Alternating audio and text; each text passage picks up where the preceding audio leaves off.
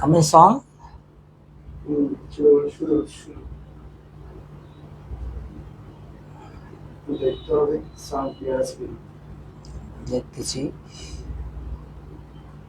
I নাই তো।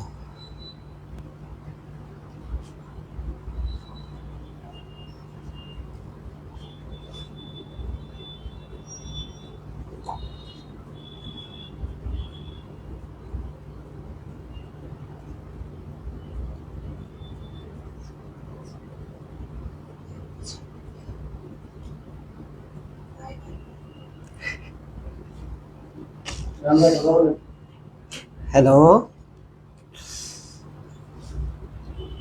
HSC 2026 এবং 27 পরীক্ষার্থীদের সকলের দৃষ্টি আকর্ষণ করছি। আপনারা যারা অনলাইন ক্লাসে যুক্ত হয়েছেন, আমাদের ক্লাসের সাউন্ডটা ক্লিয়ারলি শোনা যাচ্ছে কিনা একটু কমেন্ট বক্সে বলো, আমরা দ্রুত ক্লাস শুরু করে দিব। একটু দ্রুত বলো আমাদের এই সাউন্ডটা শোনা যাচ্ছে কিনা।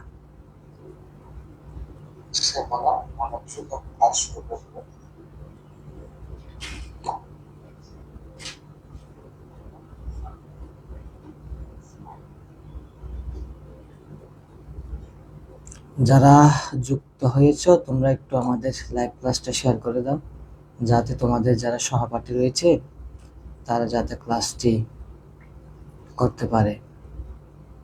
সবার প্রতি অনুরোধ থাকবে তোমরা একটু লাইভটা শেয়ার করে দাও, এবং আমার আওয়াজ ক্লিয়ারলি শোনা যাচ্ছে কিনা একটু কমেন্ট বক্সে বলো। আমরা কয়েক মিনিটের মধ্যে আমাদের ক্লাস শুরু করে দিব।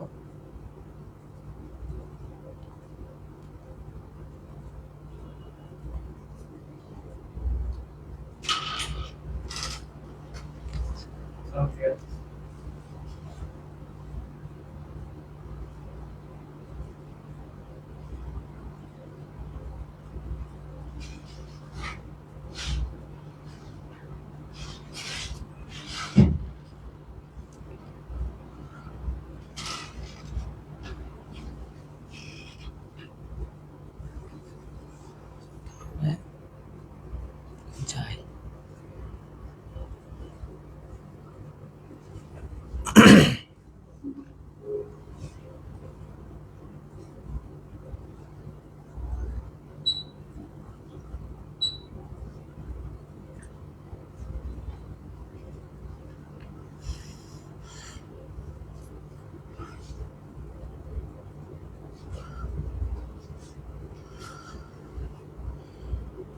শুরু করে দিব।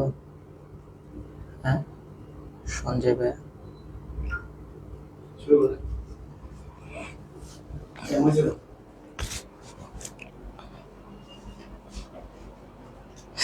আসসালামু আলাইকুম, সবাইকে স্বাগতম জানাচ্ছি আজকের যুক্তিবিদ্যা ক্লাসে। তো তোমরা ইতিমধ্যে যারা যুক্ত হয়েছ, তোমাদের কাছে রিকোয়েস্ট থাকবে, অনুরোধ থাকবে, তোমরা আমাদের ক্লাসটা একটু শেয়ার করে দাও। ইনশাআল্লাহ আজকের ক্লাসটা খুবই ছোট কিন্তু গুরুত্বপূর্ণ একটি অধ্যায়। এখান থেকে প্রতি বছর একটি করে কোয়েশ্চেন আসে। তো একটু লাইভটা একটু শেয়ার করো সবাই। প্রায় 19 জন যুক্ত হয়েছ, এখানে শেয়ারের পরিমাণ খুবই কম। একটু সবাই একটু লাইভটা শেয়ার করো। আমরা 40 থেকে শুরু করে দেবো ক্লাস। 8:37 বাজে এখন, 40 থেকে আমরা ক্লাস শুরু করব।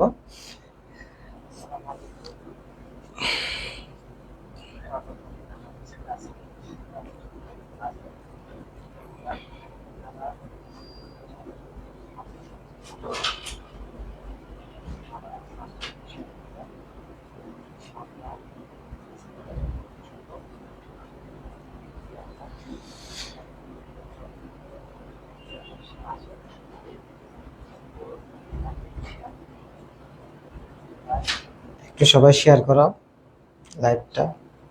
শুধুমাত্র 3টা শেয়ার হয়েছে, প্রায় 15 জন মতো যুক্ত আছো। শেয়ার করে আমাদের কমেন্ট বক্সে একটু লিখে দাও তুমি যে শেয়ার করেছো সেটা। মোহাম্মদ ফয়সাল, আসসালামু আলাইকুম ভাইয়া। ওয়ালাইকুম আসসালাম। জান্নাতুন নাইমা বলছে আসসালামু আলাইকুম। ওয়ালাইকুম আসসালাম।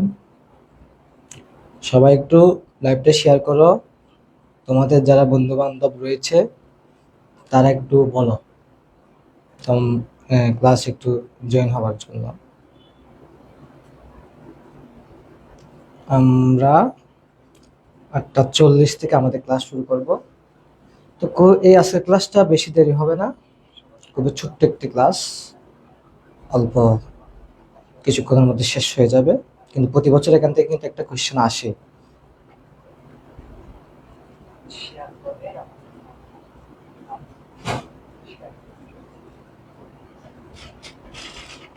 শেয়ারের পরিমাণ কিন্তু খুবই কম, আমি হতাশ আপনাদের শেয়ারের পরিমাণ দেখে। একটু সবাই শেয়ার করেন লাইভটা, আপনার জন্য তো কষ্ট করে ক্লাস নিচ্ছি আমরা। এখন আপনারা যদি শেয়ার না করেন তাহলে তো আমরা কষ্ট পাবো।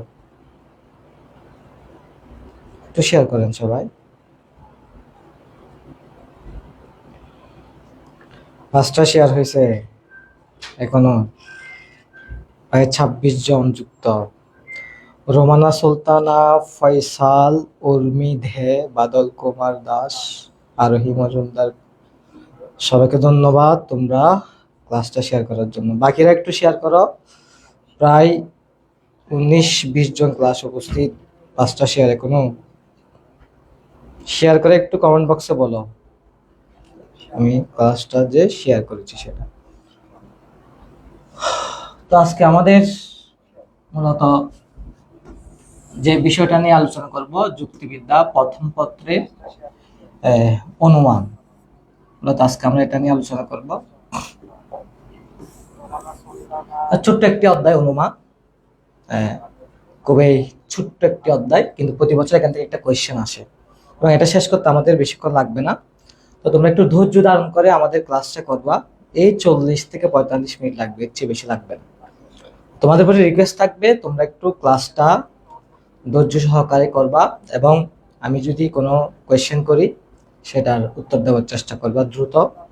এবং আজকের পড়ানোর শেষে আমরা কয়েকটা সিকিউ প্র্যাকটিস করব, এগুলোতে একটু অ্যাটেন্ড করার চেষ্টা করবা। মানে তুমি আজকে যেগুলো পড়াবো এগুলো তুমি কতটুকু বুঝেছো সেটা যাচাই করার জন্য মূলত আমরা কয়েকটা সিকিউ রেখেছি। তো আমরা শুরু করে দিই আমাদের কার্যক্রম।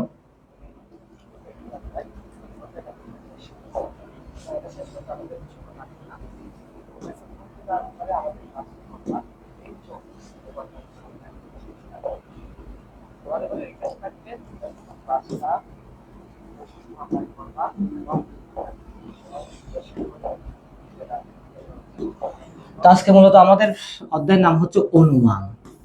আমরা এর আগেও পড়েছি ক্লাসরুমে অনুমান কি। তো মূলত অনুমান বলতে বুঝি আমরা জানা বিষয় থেকে অজানা বিষয়ে গমন করা, যে মানসিক প্রক্রিয়া সেটাকে মূলত কি বলে, অনুমান বলে। অর্থাৎ অনুমান মানে হচ্ছে একটা জানা বিষয় থাকবে, সে জানা বিষয়ের উপর ভিত্তি করে আমি হচ্ছে কোথায় গমন করব, অজানা বিষয়ে গমন করব। অর্থাৎ প্রথম আমার একটা বিষয় থাকবে জানা, ওই জানা বিষয়ের উপর ভিত্তি করে আমরা কোন বিষয়ে গমন করব, অজানা বিষয়ে। তো সেটা করব কিভাবে, মানে ওভারঅল প্রসেসটা জানা থেকে অজানায় গমন, সেটা করব মূলত আমরা মানসিক প্রক্রিয়ার মাধ্যমে। এটাই হচ্ছে মূলত অনুমান। অর্থাৎ আমার একটা বিষয় জানা থাকবে, সেই জানা বিষয়ের উপর ভিত্তি করে আমি অজানা বিষয়ে গমন করব। এবং কিসের মাধ্যমে গমন করব, মানসিক প্রক্রিয়ার মাধ্যমে। অর্থাৎ পুরো ব্যাপারটা ঘটবে মূলত মানসিক প্রক্রিয়ার মাধ্যমে। সেজন্য বলতেছে কোন জানা বিষয়ের উপর ভিত্তি করে, অর্থাৎ জানা বিষয়ের উপর ভিত্তি করে অজানা বিষয়ে গমন করার মানসিক প্রক্রিয়া। তাহলে এখানে 3টা বিষয় আছে। প্রথম হচ্ছে আমার একটা বিষয় জানা থাকবে, সেই জানা বিষয়ের উপর ভিত্তি করে আমি একটা অজানা বিষয়ে গমন করব। তো কিভাবে গমন করব, মূলত মানসিক প্রক্রিয়ার মাধ্যমে। অর্থাৎ জানা থেকে অজানায় গমন প্রক্রিয়াটা কিসের মাধ্যমে হবে, মানসিক ভাবে। এটাকে মূলত অনুমান বলে। তো আমরা যদি উদাহরণ হিসেবে বলি, মনে করো এই আমরা দেখতেছি দূর আকাশে হচ্ছে ধোঁয়া দেখা যাচ্ছে, মানে একটা আকাশে হচ্ছে ধোঁয়া দেখা যাচ্ছে, আকাশে হচ্ছে ধোঁয়া, মনে করো আকাশে ধোঁয়া দেখা যাচ্ছে। তা আমি যখন আকাশে ধোঁয়া দেখছি, এটা হচ্ছে আমার জানা বিষয়, আমি জানি যে আকাশে ধোঁয়া দেখতেছি, তাহলে এটা আমার জানা বিষয়।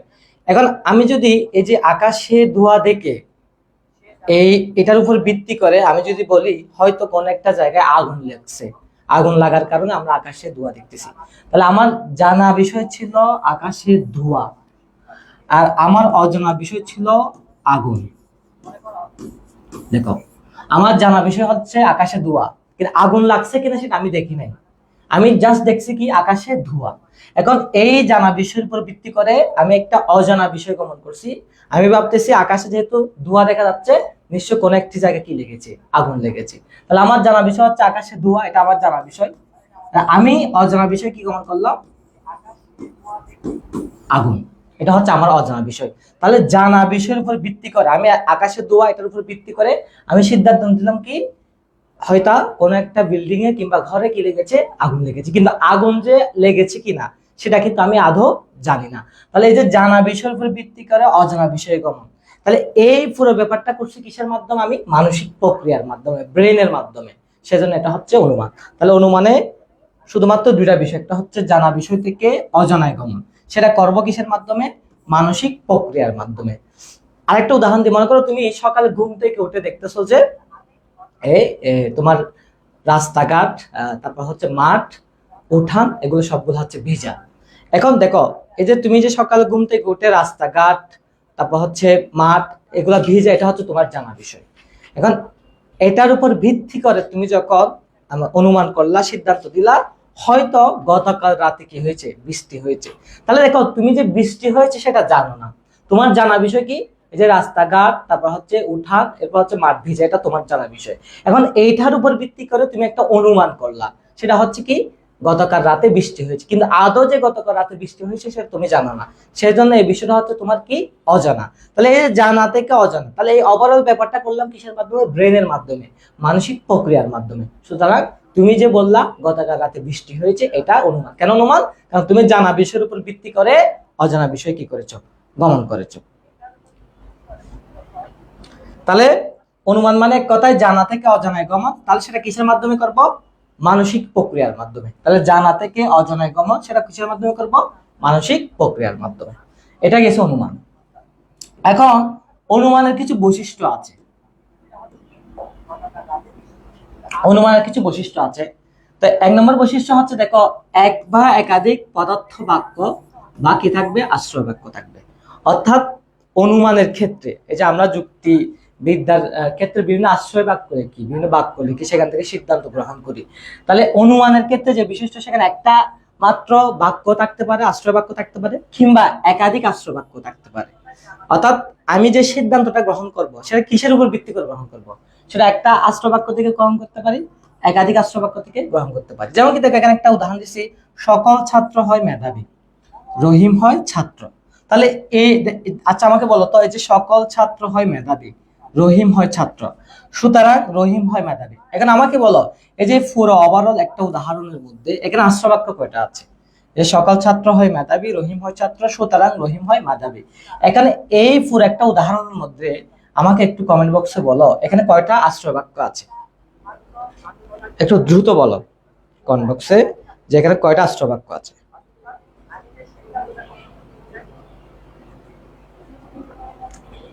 একটু দ্রুত বলো, এখানে আশ্রয় বাক্য কয়টা, কমেন্ট বক্সে লিখে দিলে হবে।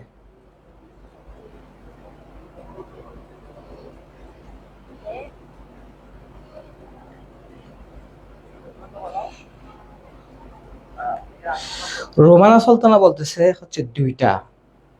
আচ্ছা বাকিরা একটু বলো, দ্রুত বলো এখানে আশ্রয় বাক্য কয়টা আছে।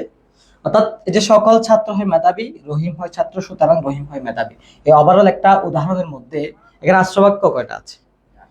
আরিফা জান্নাত সাবিহা বলছে দুইটা, এরপর আফিফা তাবাসসুম দুইটা, শিমু বিশ্বাস বলছে দুইটা, এরপর আইব আলী বলছে দুইটা, বাদল কুমার দাস বলছে দুইটা, আর রহিম মজুমদার প্রিয়ন্তী সে বলছে দুইটা, প্রভা বড়ুয়া দুইটা, মোহাম্মদ ফয়সাল দুইটা,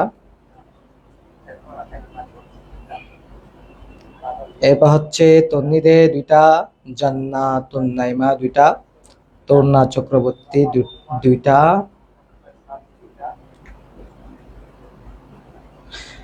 সবাইকে ধন্যবাদ, সবার আনসার হয়েছে। অর্থাৎ এখানে আশ্রয় বাক্য হচ্ছে মূলত কয়টা? দুইটা। এই যে এই দুইটা হচ্ছে আশ্রয় বাক্য। অর্থাৎ এখানে আশ্রয় বাক্য আছে মূলত দুইটা। এই দুইটা হচ্ছে আমাদের কি? আশ্রয় বাক্য।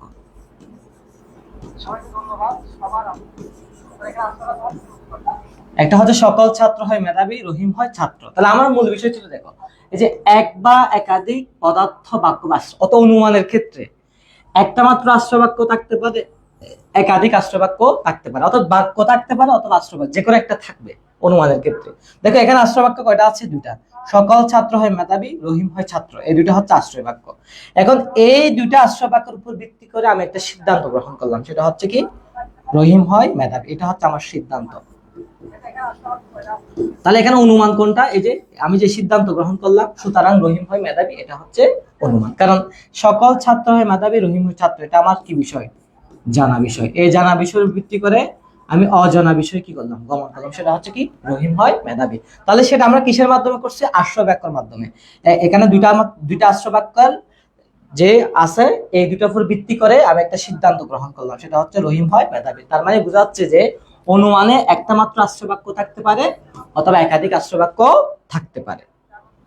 2 নাম্বার বৈশিষ্ট্য দেখো, একটি নতুন যুক্তি বাক্য। অত অনুমানে আমরা একটা নতুন যুক্তি বাক্য পাই কিভাবে? দেখো আমরা সাধারণত অনুমান হচ্ছে একটা মূলত মানসিক প্রক্রিয়া।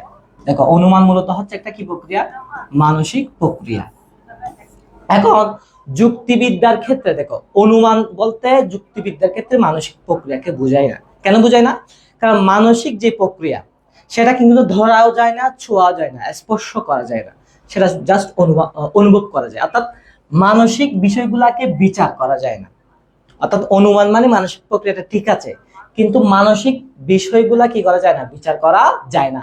যেহেতু মানসিক বিষয়গুলা কি বৈধ নাকি অবৈধ, সেটা যেহেতু বিচার করা যায় না, সেই জন্য যুক্তিবিদ্যায় এই যে অনুমানকে যখন আমরা ভাষায় প্রকাশ করি, অর্থাৎ অনুমানকে যখন আমরা কি করি? ভাষায় প্রকাশ করে ফেলি, তখন সেটা আর কি থাকে না? অনুমান থাকে না, তখন সেটা কি হয়ে যায়? যুক্তি হয়ে যায়। অর্থাৎ অনুমানকে যখন আমরা ভাষায় প্রকাশ করি, যেহেতু যুক্তিবিদ্যায় অনুমান হচ্ছে মানসিক প্রক্রিয়া, অনুমানকে বিচার করা যাবে না যুক্তিবিদ্যায়, সেজন্য কি করছে? অনুমানকে মূলত এক ধরনের যুক্তি বলে। কেন বলে? অনুমানকে এখানে ভাষায় প্রকাশ করছে। অনুমান যখন ভাষায় প্রকাশিত হয়ে যাবে, অর্থাৎ মানসিক প্রক্রিয়া যেগুলো আছে, এগুলো যখন আমরা ভাষার মাধ্যমে প্রকাশ করব, তখন সেটা আর মানসিক প্রক্রিয়া থাকবে না, তখন সেটা কি হয়ে যাবে? যুক্তি। এই যে সকল ছাত্র হয় মেধাবী, রহিম হয় ছাত্র, এই দুটো আশ্রয় বাক্য। এখন এই দুটার উপর ভিত্তি করে আমি একটা বাক্য লিখলাম, সেটা হচ্ছে রহিম হয় মেধাবী। তাহলে আমার জানা বিষয় হচ্ছে এই দুইটা। এই জানা বিষয়ের উপর ভিত্তি করে আমি একটা অজানা বিষয় গ্রহণ করছি, সেটা হচ্ছে রহিম হয় মেধাবী। সেজন্য বলছে একটি নতুন যুক্তি বাক্য। অর্থাৎ এই দুটা যুক্তি বাক্য হচ্ছে আমার জানা, কিন্তু এই দুটা যুক্তি বাক্য থেকে আমি আরেকটা নতুন যুক্তি বাক্য পাইছি, সেটা হচ্ছে রহিম হয় মেধাবী। সেজন্য বলছে অনুমানে একটা কি থাকবে? নতুন যুক্তি বাক্য থাকবে। কেন থাকবে? কারণ একটা জানা বিষয়ের উপর ভিত্তি করে আমরা অজানা বিষয় কি করি? গমন করি। এরপর দেখো একদম লাস্ট নাম্বার বৈশিষ্ট্য, পদার্থ বাক্য বা নতুন বাক্যের মধ্যে একটা অনিবার্য সম্পর্ক থাকবে। অর্থাৎ আশ্রয় বাক্য এবং সিদ্ধান্ত। পদার্থ বাক্য মানে এখানে আশ্রয় বাক্য, পদার্থ মানে হচ্ছে আশ্রয় বাক্য, নতুন বাক্য মানে হচ্ছে সিদ্ধান্ত। অর্থাৎ এখানে সিদ্ধান্ত এবং আশ্রয় বাক্যের মধ্যে একটা সম্পর্ক থাকবে। অর্থাৎ এখানে এমন কোন অনুমান থাকবে না, এমন কোন বাক্য থাকবে না যেটার সাথে আশ্রয় বাক্যের সাথে সিদ্ধান্তের কোনো কি নেই, সম্পর্ক নাই, এরকম কোনো বাক্য থাকবে না। এখানে আশ্রয় বাক্য এবং সিদ্ধান্তের মধ্যে একটা কি থাকবে? অনিবার্য সম্পর্ক থাকবে, অর্থাৎ রিলেশন এখানে থাকবে। যেমন আমরা এখানে দুটা উদাহরণ দেখতে পাচ্ছি, একটা হচ্ছে সকল ছাত্র হয় মেধাবী, আর একটা হচ্ছে রহিম হয় ছাত্র, সুতরাং রহিম হয় মেধাবী। এটা হচ্ছে 1 নম্বর মনে করো উদাহরণ। এখানে আরেকটা উদাহরণ দেখতে পাচ্ছি, সকল ছাত্র হয় মেধাবী, রহিম হয় ছাত্র, সুতরাং রহিম হয় মেধাবী। এখন আমাকে বলো, এই 1 নম্বর এবং 2 নম্বর উদাহরণের মধ্যে এই যে আশ্রয় বাক্যের সাথে সিদ্ধান্তের অনিবার্য সম্পর্ক কোনটাতে আছে? কি 1 নম্বরে আছে নাকি 2 নম্বরে আছে? একটু উদাহরণ দুটোটা একটু খেয়াল করো। প্রথম হচ্ছে সকল ছাত্র হয় মেধাবী, রহিম হয় ছাত্র, সুতরাং রহিম হয় ভদ্র, এটা একটা উদাহরণ। দ্বিতীয় নম্বর উদাহরণ হচ্ছে সকল ছাত্র হয় মেধাবী, রহিম হয় ছাত্র, সুতরাং রহিম হয় মেধাবী, এটা দ্বিতীয় নম্বর উদাহরণ। কিন্তু এখন তোমাদেরকে বলতে হবে যে আশ্রয় বাক্যের সাথে সিদ্ধান্তের সম্পর্ক, অনিবার্য সম্পর্ক, অর্থাৎ সম্পর্ক কোন যুক্তি বাক্যের মধ্যে আছে? কি 1 নম্বর উদাহরণের মধ্যে আছে নাকি 2 নম্বর উদাহরণের মধ্যে আছে? এটা একটু আমাকে দ্রুত বলো। মানে 1 নম্বর উদাহরণের মধ্যে কি আশ্রয় বাক্যের সাথে সিদ্ধান্তের সম্পর্ক আছে, নাকি 2 নম্বর উদাহরণে আশ্রয় বাক্যের সাথে সিদ্ধান্তের কি আছে, সম্পর্ক আছে? একটু দ্রুত বলো।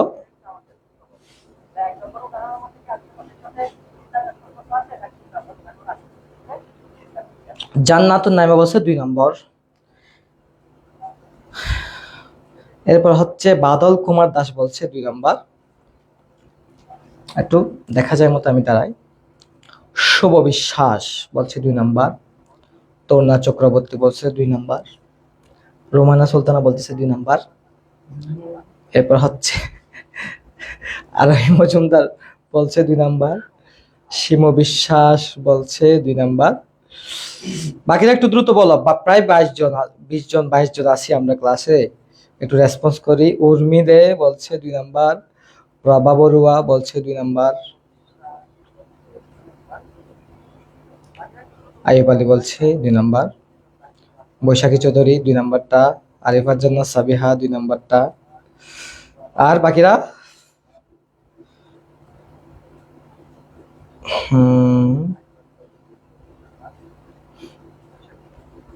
শেয়ারের পরিমাণ কিন্তু খুবই কম হয়েছে, তোমরা একটু বেশি বেশি শেয়ার করো, লাইক করবা, কমেন্ট করবা, একটু দ্রুত করো। প্রায় 60টা শেয়ার হয়েছে, 33 জন স্টুডেন্ট আমার ক্লাসে জয়েন আছে, অত্যন্ত দুঃখের বিষয়, মাত্র 60টা শেয়ার। একটু সবাই শেয়ার করে পাশে থাকো। তন্নিদে বলছে 2 নাম্বার। হ্যাঁ, অনেশাদে বলছে 2 নাম্বার। হ্যাঁ, সবার আনসার সঠিক হয়েছে, ভেরি গুড। মানে তোমরা বিষয়টা বুঝেছো আর কি।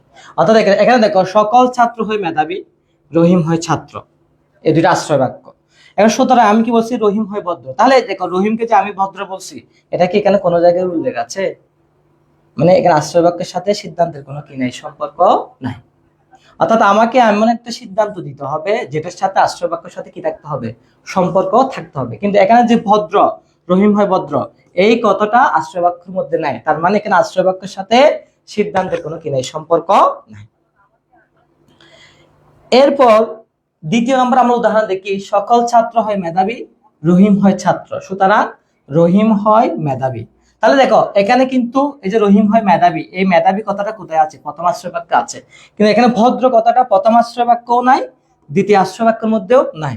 কিন্তু এখানে মেধাবী কথাটা প্রথম আশ্রয় বাক্যের মধ্যে কি আছে, অবশ্যই আছে। তার মানে বোঝা যাচ্ছে যে এখানে আশ্রয় বাক্যের সাথে সিদ্ধান্তের একটা কি আছে, সম্পর্ক আছে। তাহলে অনুমানের আরেকটি অন্যতম বৈশিষ্ট্য হচ্ছে আশ্রয় বাক্যের সাথে অবশ্যই কি থাকবে, সিদ্ধান্তের সম্পর্ক থাকবে। যদি আশ্রয় বাক্যের সাথে সিদ্ধান্তের সম্পর্ক না থাকে, তাহলে সেটাকে আমরা কি বলতে পারবো না, অনুমান বলতে পারবো না। মোহাম্মদ ফয়সাল স্যার, বৈশিষ্ট্য 3 বুঝতে পারেনি, ওকে, আবার বুঝে দিচ্ছি। বৈশিষ্ট্য 3 বলতেছে পদার্থ বাক্য, অর্থাৎ পদার্থ বাক্য মানে আশ্রয় বাক্য, নতুন বাক্য মানে সিদ্ধান্ত। অর্থাৎ বৈশিষ্ট্য 3 বলতেছে আশ্রয় বাক্য এবং সিদ্ধান্ত এই দুটার মধ্যে অনিবার্য সম্পর্ক থাকবে। মানে আশ্রয় বাক্যের সাথে সিদ্ধান্তের একটা কি থাকবে, সম্পর্ক থাকবে। আশ্রয় বাক্যের সাথে সিদ্ধান্তের সম্পর্কবিহীন কোনো কিছু থাকবে না। তো আমরা এখানে উদাহরণ দিছি, দেখো, সকল ছাত্র হয় মেধাবী, রহিম হয় ছাত্র, সুতরাং রহিম হয় মেধাবী। তাহলে আমার এখানে আশ্রয় বাক্য কয়টা, 2টা। এই 2টা হচ্ছে আমার আশ্রয় বাক্য। আর সিদ্ধান্ত কোনটা, এই যে এটা। এখন দেখো, আমি সিদ্ধান্ত বলছি রহিম হয় ভদ্র, তাহলে এই ভদ্র কথাটা প্রথম আশ্রয় বাক্যের মধ্যেও নাই, দ্বিতীয় আশ্রয় বাক্যের মধ্যেও নাই। তার মানে এখানে আশ্রয় বাক্যের সাথে সিদ্ধান্তের কোনো কি নেই, সম্পর্ক নেই। আমরা 2 নম্বর উদাহরণ যাই। এখানে বলছে সকল ছাত্র হয় মেধাবী, রহিম হয় ছাত্র, এই দুটো হচ্ছে আশ্রয় বাক্য।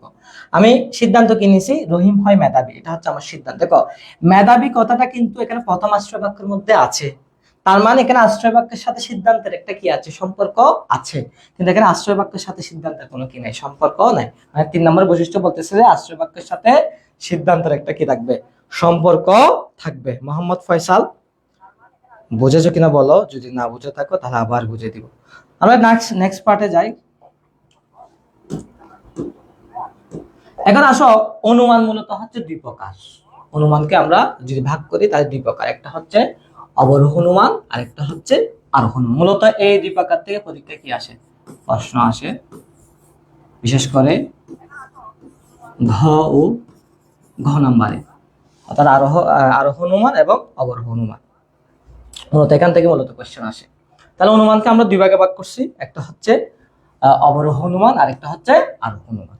এখন আমরা এগুলো ডিটেলসে পড়বো বিস্তারিতভাবে, কোনটা কি রকম।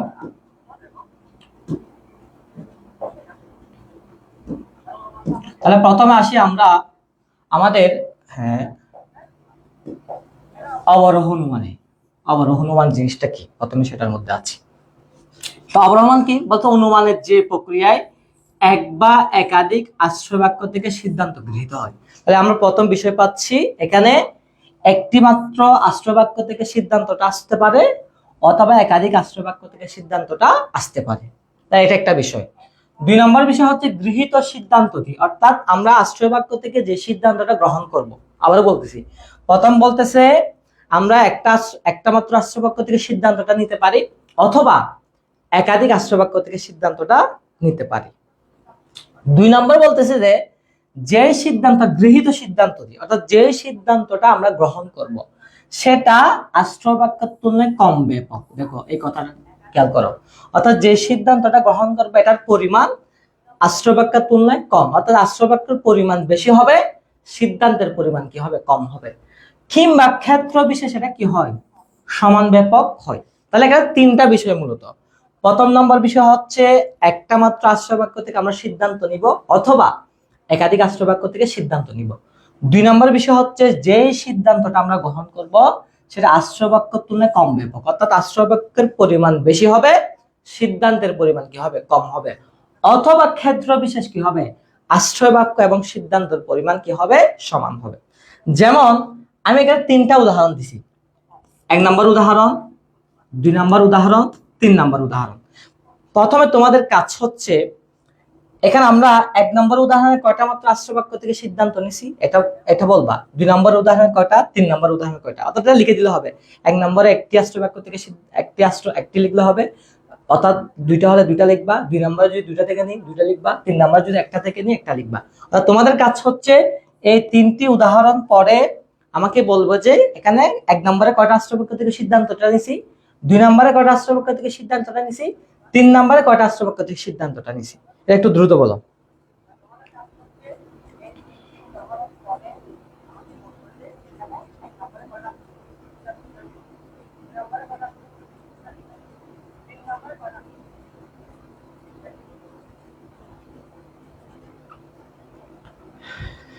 একটু আমাকে দ্রুত রেসপন্স করো।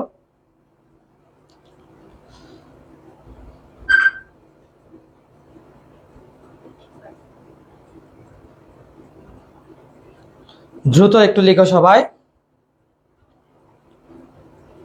1 2 3 তিনটা উদাহরণের মধ্যে কয়টা মাত্র আশ্রয় বাক্য থেকে আমরা সিদ্ধান্তটা গ্রহণ করেছি এটা একটু লিখবা। আমার শেয়ারের পরিমাণ খুবই নগণ্য। 25 জন স্টুডেন্ট আছে, মাত্র 8টা শেয়ার করছে। হবে? একটু দ্রুত করো, শেয়ার করো সবাই। সবার কাছে অনুরোধ থাকবে লাইভ ক্লাসটা শেয়ার করো। জান্নাতুন নাইমা বলছে 1 নাম্বার 1 আর 2 জনে একটি সিদ্ধান্ত, 3 জনে 2টি সিদ্ধান্ত। রোমানা সুলতানা বলতেছে 1 নম্বরে একটি, 2 নম্বরে একটি, 3 নম্বরে 2টি। ঠিক আছে, এরপর জান্নাতুন নাইমা আবার দিছে সে। বাদল কুমার দাস সে বলতেছে 1 নম্বরে একটি, 2 নম্বরে একটি, 3 নম্বরে 2টি। আরোহী মজুমদার প্রিয়ন্তী সে বলতেছে 1 নম্বরে একটা, 2 নম্বরে একটা, 3 নম্বরে 2টা। আচ্ছা দেখা যাচ্ছে না মনে হয় আমার জন্য। তরুণা চক্রবর্তী দিছে 1 নম্বরে একটা, 2 নম্বরে একটা, 3 নম্বরে 2টা।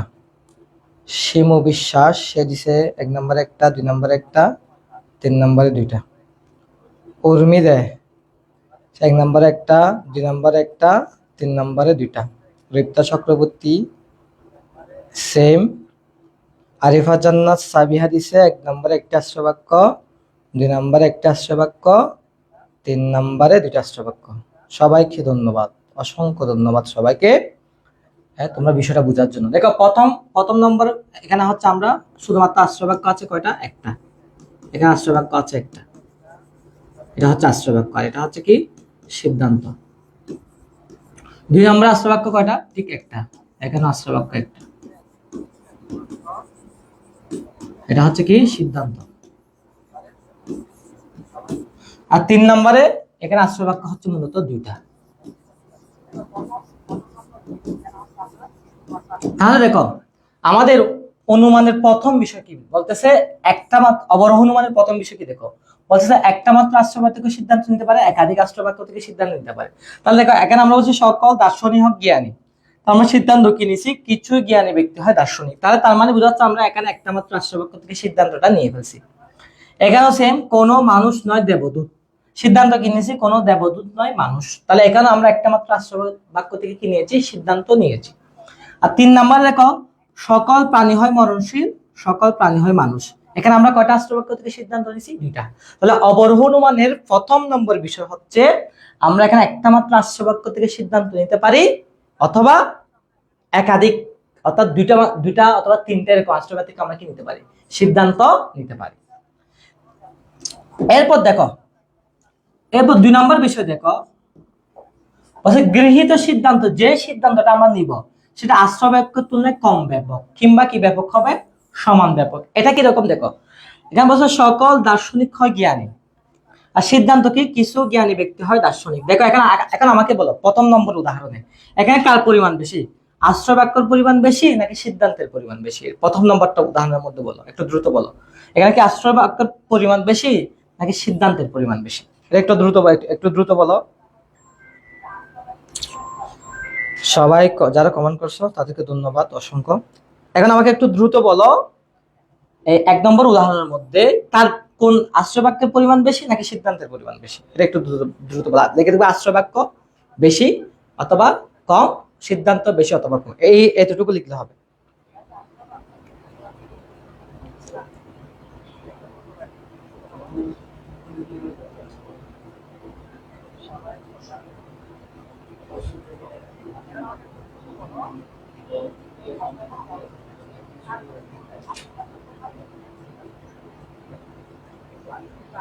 একটু দ্রুত বলো, কার পরিমাণ বেশি?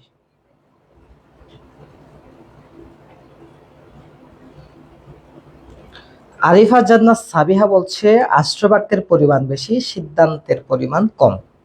ওকে, রিপ্তা চক্রবর্তী জাস্ট লেখছে আশ্রবাক্য বেশিও না কমও না, দুইটা সমান। রুমানা সুলতানা বলতেছে বেশিও না কমও না, দুইটা সমান। আচ্ছা, এরপর বাকিরা একটু বলো, দ্রুত বলো। অর্থাৎ আশ্রবাক্যের পরিমাণ কি বেশি নাকি সিদ্ধান্তের পরিমাণ বেশি, এটা একটু আমাকে বলো।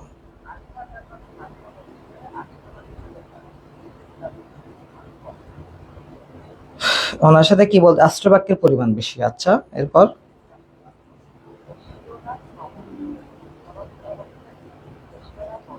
শিমু বিশ্বাস বলছে আশ্রবাক্যের সংখ্যা বেশি। আচ্ছা, কি সেম সংখ্যা বা পরিমাণ কিন্তু একই। বাকিরা একটু দ্রুত বলো। বাদল কুমার দাস বলতেছে আশ্রবাক্যের পরিমাণ বেশি। ওকে, মোহাম্মদ ফয়সাল বলতেছে সমান। ফয়সাল বুঝে বলতেছ? আমার তো মনে হচ্ছে না তুমি বুঝে বলতেছ। রিপ্তা চক্রবর্তী বলছে আশ্রবাক্যের পরিমাণ বেশি। রিপ্তা চক্রবর্তী, প্রভা ভরুয়া সিদ্ধান্তটি আশ্রবাক্যের তুলনায় কম। সিদ্ধান্তটি আশ্রবাক্যের তুলনায় মানে আশ্রবাক্যের পরিমাণ বেশি। আচ্ছা, বাকিরা একটু দ্রুত বলো। দেখো এখানে অবশ্যই আশ্রবাক্যের পরিমাণ বেশি। কেন? দেখো যে সকল আর কিছু, সকল মানে যেটা দ্বারা সবাইকে বোঝায়, আর কিছু মানে যেটা দ্বারা সবাইকে বোঝায় না, যেটা দ্বারা আংশিক বোঝায়। তার মানে এখানে আশ্রবাক্যের পরিমাণ বেশি। এই যে আমাকে বলছে গৃহীত সিদ্ধান্তটি আশ্রবাক্যের তুলনায় কম ব্যাপক, অর্থাৎ আমি আশ্রবাক্য থেকে যে সিদ্ধান্তটা গ্রহণ করব সেই সিদ্ধান্তটার পরিমাণ কম হবে কার চেয়ে, আশ্রবাক্যর চেয়ে। তার মানে এখানে আশ্রবাক্যের পরিমাণ বেশি, কারণ সকল মানে সবাইকে বোঝাচ্ছে, আর এখানে হচ্ছে কিছু কিছু মানে সবাইকে বোঝাচ্ছে না, আংশিক বোঝাচ্ছে। এখন আমরা 2য় নাম্বার উদাহরণ আসি, দেখি এটাতে বলো তো এখানে আশ্রবাক্যের পরিমাণ বেশি নাকি সিদ্ধান্তের পরিমাণ বেশি? 2য় নাম্বার উদাহরণ, দ্রুত বলো, কি আশ্রবাক্যের পরিমাণ বেশি নাকি সিদ্ধান্তের পরিমাণ? দ্রুত বলো।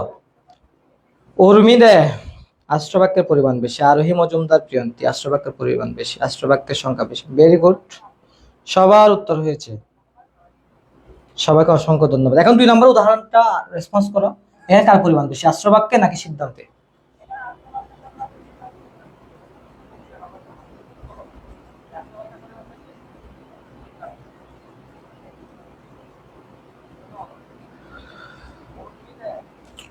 2 নাম্বার উদাহরণটা বলো দ্রুত। কার পরিমাণ বেশি, আশ্রবাক্যে নাকি সিদ্ধান্তে? ও স্যার আমার নাম রিফতর, সরি রে রিফত চক্রবর্তী বলে রিফতা বলে ফেলছি, সরি। রোমানা সুলতানা বলতেছে সমান। রোমানা তোমার এর আগের আনসারটা কিন্তু হয় না, তুমি সমান বলছো যে, এটা ঠিক আছে, হ্যাঁ এর আগেরটা একটু সংশোধন করে ফেলো। এরপর বলছে ওনার সাথে বলতেছে সমান পরিমাণ।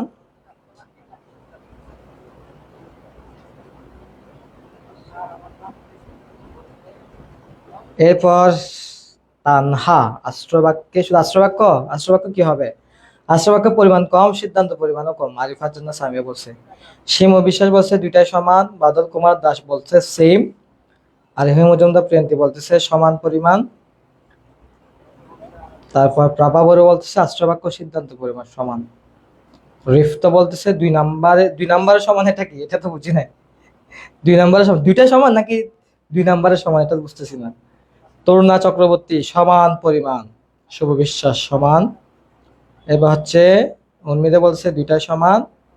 জান্নাতুল ফায়দা বলছে সমান। আইব আলী বলতেছে দুইটা সমান।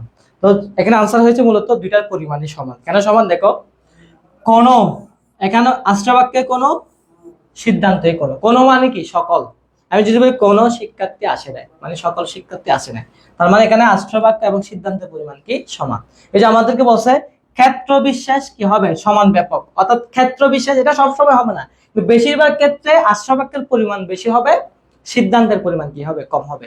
তবে কিছু কিছু ক্ষেত্রে আশ্রবাক্য এবং সিদ্ধান্তের পরিমাণ কি হবে সমান হবে। যেমন এখানে সমান হয়েছে, কোনো মানুষ না দেবদূত, কোনো দেবদূত নয় মানুষ। এখানে কোনো, এখানে কোনো, কোনো মানে সকল, তাহলে এখানে সমান। এখন 3য় নম্বর উদাহরণ আসি, এটা সবচেয়ে একটু কঠিন টাইপের। এখন 3য় নম্বর উদাহরণে বলো এখানে কার পরিমাণ বেশি, আশ্রবাক্যের নাকি সিদ্ধান্তের? একটু দ্রুত বলো। 3য় নম্বর উদাহরণ ঠিক সেম, ওটার মতো আনসার দাও। কার পরিমাণ বেশি, আশ্রবাক্য। এখানে কিন্তু 2টা আশ্রবাক্য, এতক্ষণ আমরা যা করছি তা একটা আশ্রবাক্য দিয়ে করেছি। এখন হচ্ছে কয়টা আশ্রবাক্য, 2টা। এখন এখানে কার পরিমাণ বেশি, আশ্রবাক্যের নাকি সিদ্ধান্তের?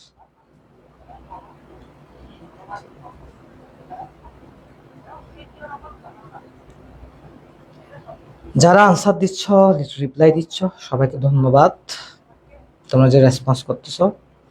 কিন্তু আমার শেয়ারের পরিমাণটা বাঁচতেছে না রে, 8টা শেয়ার মাত্র। 23 জন ক্লাস করতেছ, 8টা শেয়ার।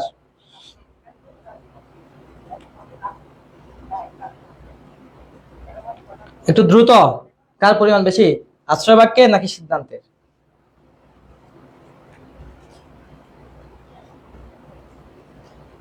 একটু দ্রুত বলো, কার পরিমাণ বেশি, কি আশ্রয়বাক্যের পরিমাণ বেশি নাকি সিদ্ধান্তের পরিমাণ বেশি, কার?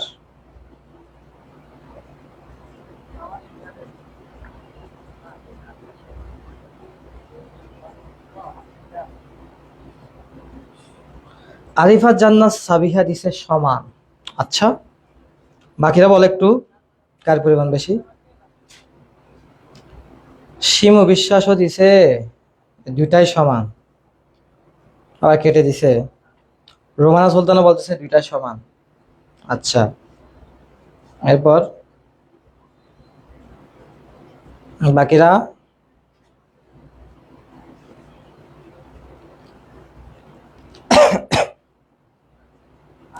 প্রভা বড়ুয়া দুইটা সমান, উর্মিদে দুইটা সমান। রিফত 3 নাম্বার আশ্রবাক্যের পরিমাণ, তিন নাম্বারে আশ্রবাক্যের পরিমাণ সিদ্ধান্ত পরিমাণ সমান। আচ্ছা, রহিম মজুমদার প্রিয়ন্তী দিছে দুইটা সমান। বাদল কুমার দাস সে শুধু লিখছে আশ্রয়বাক্য। তরুণা চক্রবর্তী দুইটা সমান। এরপর শিমু দুইটা সমান। জয়ন্তিকা বড়ুয়া দুইটা সমান। জান্নাতুল ফাইজা দুইটা সমান। সবার উত্তর হচ্ছে ভুল হয়েছে, অত্যন্ত দুঃখের বিষয়। 3 নাম্বারটা হয় নাই। ওই যে বললাম, যখন বলছিলাম তখন বললাম এটা একটু চিন্তার বিষয় আছে, কারণ এখানে একটা মাত্র আশ্রবাক্য, সেটা আইডেন্টিফাই করা যায়, কিন্তু 3 নাম্বারটা সবার উত্তর কি হয়েছে, ভুল হয়েছে। দেখো এখানে প্রথম আশ্রবাক্য হচ্ছে সকল প্রাণী হয় মরণশীল। দ্বিতীয় বাক্য আশ্রবাক্য হচ্ছে সকল প্রাণী হয় মানুষ। আমার সিদ্ধান্ত কি, সকল মানুষ। একটা কথা খেয়াল করো, কি পৃথিবীতে কি পানির পরিমাণ বেশি নাকি মানুষের পরিমাণ বেশি, এটা আমাকে বলো আগে, একটু কমেন্ট বক্সে বলো। পৃথিবীতে কার পরিমাণ বেশি, কি প্রাণীর নাকি মানুষের? এটা একটু বলো তো, দ্রুত বলো তো। মানে পৃথিবীতে কার সংখ্যা বেশি, মানুষের সংখ্যা বেশি নাকি প্রাণীর সংখ্যা বেশি? একটু দ্রুত বলো, কমেন্ট বক্সে বলো। সবাই কি ভুল হয়েছে সেজন্য হতাশ হয়ে গেছো নাকি? একটু দ্রুত বলো, কার পরিমাণ বেশি, প্রাণীর পরিমাণ বেশি পৃথিবীতে, প্রাণীর সংখ্যা বেশি নাকি মানুষের সংখ্যা বেশি?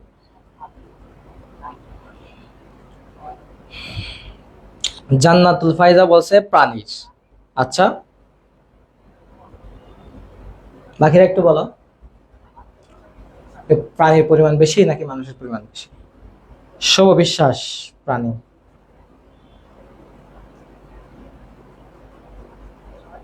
আবু আইয়ুব প্রাণীর। আচ্ছা বাকিরা, রিফতহ মানুষের, আরোহী মজুমদার প্রিয়ন্তী প্রাণীর, শিমু প্রাণী। হ্যাঁ, এরপর বাকিরা,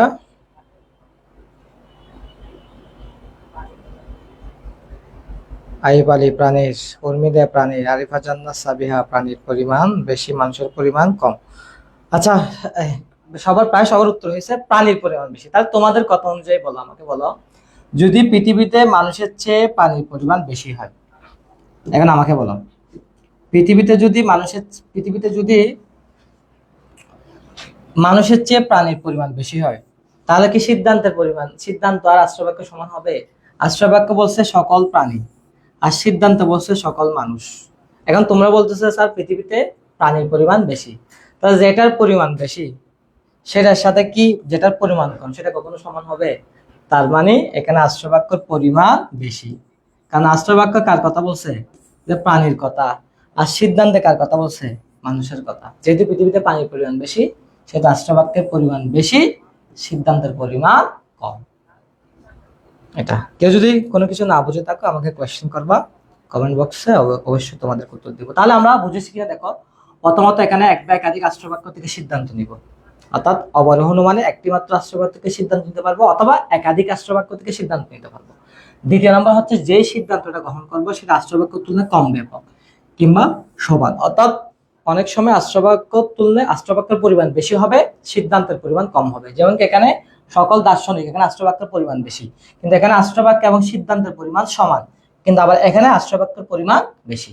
অর্থাৎ যে সিদ্ধান্তটা গ্রহণ করবো সেটা পরিমাণ আশ্রবাক্যের পরিমাণ বেশি হবে, সিদ্ধান্তের পরিমাণ কম হবে। তবে কিছু ক্ষেত্রে গিয়ে আশ্রবাক্য এবং সিদ্ধান্তের পরিমাণ কি হবে? সমান হবে।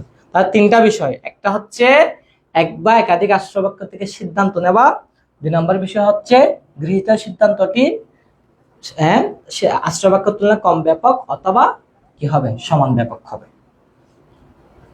কারো কোনো কোয়েশ্চেন আছে? বুঝেছো কিনা আমাকে বলো, একটু কমেন্ট বক্সে বলো এতটুকু আমরা বুঝছি কিনা, যতটুকু পড়লাম।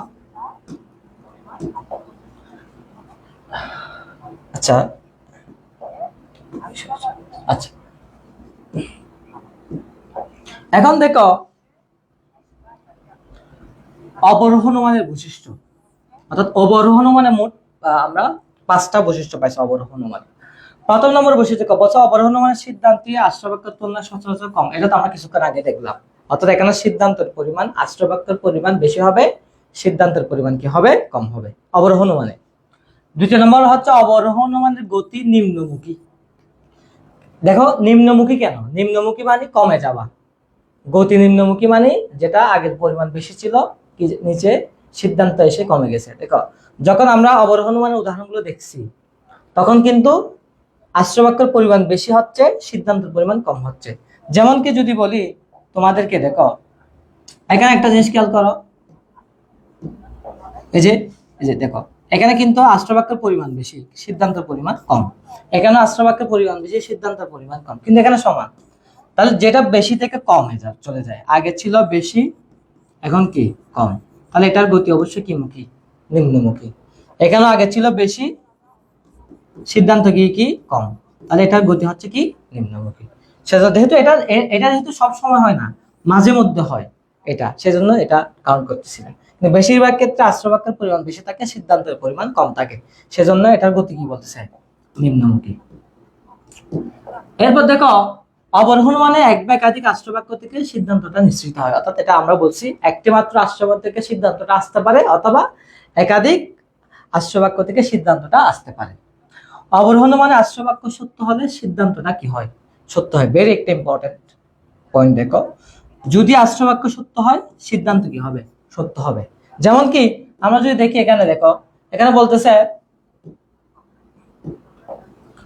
সকল দার্শনিক হয় জ্ঞানী, সুতরাং কিছু জ্ঞানী ব্যক্তি হয় দার্শনিক। এখানে আশ্রবাক্য সত্য, সিদ্ধান্ত সত্য।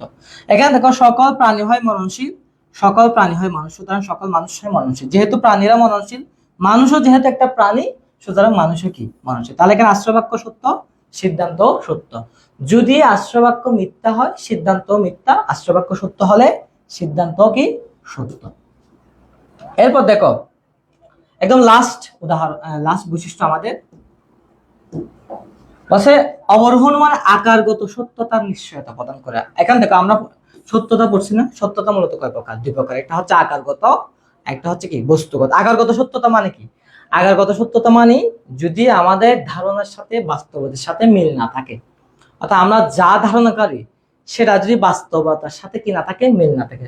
যদি যদি বলি আমি মধুর সাগর, মধুর সাগর, এখন আমাকে বলে যে মধুর সাগর এটা কি পৃথিবীতে আছে? আমি যদি মনে মনে চিন্তা করি আমার এই পৃথিবীর একটা মধুর সাগর থাকতো, সেখানে গিয়ে মধুর সাগরে গিয়ে আমি এক গ্লাস মধু খাবো, মধুর সাগর থেকে আমি এক গ্লাস মধু পান করব, এটা আমার চিন্তা। তাহলে আমার যেটা চিন্তা সেটা কি বাস্তবতার সাথে মিল আছে? পৃথিবীতে তো কোনো মধুর সাগর নাই, সুতরাং এটা হচ্ছে আকারগত সত্যতা। আর আমার চিন্তার সাথে যদি বাস্তবতার সাথে মিল থাকে সেটা হচ্ছে বস্তুগত সত্যতা। এটা আবারও বলতেছি, যদি আমার চিন্তার সাথে বাস্তবতার সাথে মিল না থাকে সেটা হচ্ছে আকারগত। যেমন কি মধুর সাগরে গিয়ে এক গ্লাস পানি খাওয়া, এই চিন্তার সাথে বাস্তবতার সাথে কোনো মিল নাই। কেন মিল নাই? কারণ পৃথিবীতে মধুর সাগর নাই। সেরকম বছর অবরোহণ মানে আকারগত সত্যতা কি করে? নিশ্চয়তা প্রদান করে। অর্থাৎ এখানে যে চিন্তাগুলো করা হয় সেগুলো বাস্তবতার সাথে খুব কম মিল থাকে। এবার আমরা চলে আসি আরোহণ মানে। আরোহণ মান কাকে বলে? দেখো বলছা অনুমানের যে প্রক্রিয়ায় কয়েকটি বিশেষ বস্তু বা ঘটনার অভিজ্ঞতার উপর ভিত্তি করে একটা সার্বিক সিদ্ধান্ত গ্রহণ করে। তাহলে দেখো অবরোহণ মান এবং আরোহণ মানের মধ্যে ডিফারেন্সটা কোথায়? দেখো এখানে একটি মাত্র আশ্রবাক্য থেকে একাধিক আশ্রবাক্য থেকে এগুলো কিছুই বলে নাই। এখানে সিদ্ধান্ত সেই আশ্রবাক্য তুলনায় কম ব্যাপক বেশি ব্যাপক এগুলো কিছু বলে নাই। এখানে জাস্ট কি বলছে? বলছে অনুমানের যে প্রক্রিয়ায় কয়েকটি বিশেষ বস্তু বা ঘটনার অভিজ্ঞতার উপর ভিত্তি করে। অর্থাৎ আমার থেকে প্রথমে কয়েকটা বস্তু বা ঘটনার অভিজ্ঞতা থাকবে, সেই অভিজ্ঞতার উপর আমি কি করে ভিত্তি করে একটা কি গ্রহণ করব? সার্বিক সিদ্ধান্ত। তাহলে এখানে দেখো পয়েন্ট হচ্ছে দুইটা। প্রথমেতেও আমার থেকে কয়েকটা বিষয় সম্পর্কে এক্সপেরিয়েন্স থাকবে, সেটা ঘটনা হতে পারে, সেটা বস্তু হতে পারে, যে কোনো কিছু হতে পারে, অভিজ্ঞতা আছে। এখন আমি সেই অভিজ্ঞতার উপর ভিত্তি করে একটা কি করব? সার্বিক সিদ্ধান্ত গ্রহণ করব। ফর এক্সাম্পল এখানে একটা উদাহরণ দিচ্ছি, দেখো বলছে রহিম হয় মরণশীল, করিম হয় মরণশীল, ফাহিম হয় মরণশীল। তো আমি সিদ্ধান্ত কিনেছি সকল মানুষ হয় মরণশীল। তাহলে দেখো আমার কয়জনের মৃত্যুর অভিজ্ঞতা আছে? এটা হচ্ছে আমার অভিজ্ঞতা। আমার অভিজ্ঞতা কয়জন মৃত্যু? 3 জনের। রহিমের মৃত্যু, করিমের মৃত্যু, ফাহিমের মৃত্যু। এই 3 জন ব্যক্তির মৃত্যু সম্পর্কে আমার কি আছে? অভিজ্ঞতা আছে। এখন আমি এই অভিজ্ঞতার উপর ভিত্তি করে একটা সিদ্ধান্ত গ্রহণ করেছি, সেটা কি? সকল মানুষ হয় মরণশীল। এবং এই সিদ্ধান্তটা সবার ক্ষেত্রে প্রযোজ্য, কারণ এখানে কি আছে? সকল আছে। এটা সার্বিক, সার্বিক মানে সবাই। তাহলে আমার অভিজ্ঞতা ছিল কয়জনের? 3 জনের। আমি যে সিদ্ধান্তটা গ্রহণ করছি এটা হচ্ছে সবার জন্য প্রযোজ্য। সেজন্য বলতেছে কয়েকটি বিশেষ বস্তু বা ঘটনার অভিজ্ঞতার উপর ভিত্তি করে একটা সার্বিক সিদ্ধান্ত কি করা? গ্রহণ করা। অর্থাৎ আমার থেকে কয়েকটা বিষয় সম্পর্কে অভিজ্ঞতা থাকবে, আমার 3 জন মানুষের মৃত্যু সম্পর্কে অভিজ্ঞতা আছে, এই 3 জন মানুষের মৃত্যুর অভিজ্ঞতার উপর ভিত্তি করে আমি একটা সার্বিক সিদ্ধান্ত গ্রহণ করেছি, সেটা হচ্ছে কি? সকল মানুষ হয় মরণশীল। এটাই মূলত কি? আরোহণ মান। এখন তোমরা যদি বুঝে থাকো আমাকে একটু একটা উদাহরণ দাও আরোহণ মানের, মানে আমার মতো এরকম একটা উদাহরণ লিখে দাও কমেন্ট বক্সে, দ্রুত লিখো আরোহণ মানের। একটু দ্রুত লিখো আরোহণ মান একটা উদাহরণ।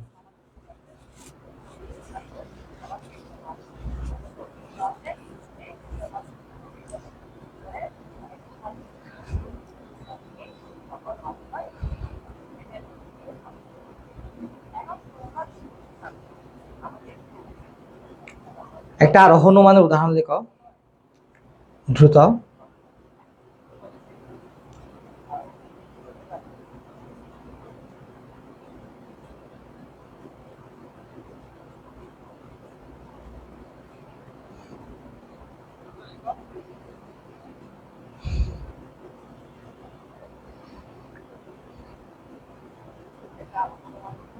এটা দ্রুত লেখো, একটা উদাহরণ লেখো আরোহণ অনুমানের, অর্থাৎ যেখানে তোমার থেকে কয়েকটা বিষয় সম্পর্কে অভিজ্ঞতা থাকবে, সেই অভিজ্ঞতার উপর ভিত্তি করে তুমি একটা সার্বিক সিদ্ধান্ত গ্রহণ করেছো, এরকম একটা উদাহরণ।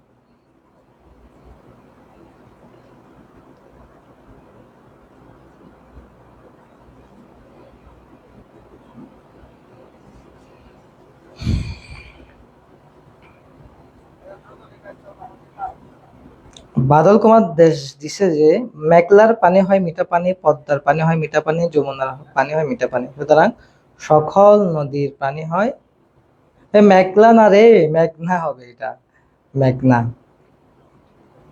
কেনি হয় মরণশীল, কণা হয় মরণশীল, কিয়া হয় মরণশীল, সুতরাং সকল মানুষ হয় মরণশীল। আরিফা জান্নাত সাবিহা দিছে, আচ্ছা এটা তো পড়ছি। বাঘের একটু দ্রুত দাও, শুধু 2 জন দিছে। দ্রুত লেখো আরোহণ অনুমানের উদাহরণ, যেখানে কয়েকটা বিষয় সম্পর্কে অভিজ্ঞতা থাকবে, সেই অভিজ্ঞতার উপর ভিত্তি করে আমি একটা সার্বিক সিদ্ধান্ত গ্রহণ করব।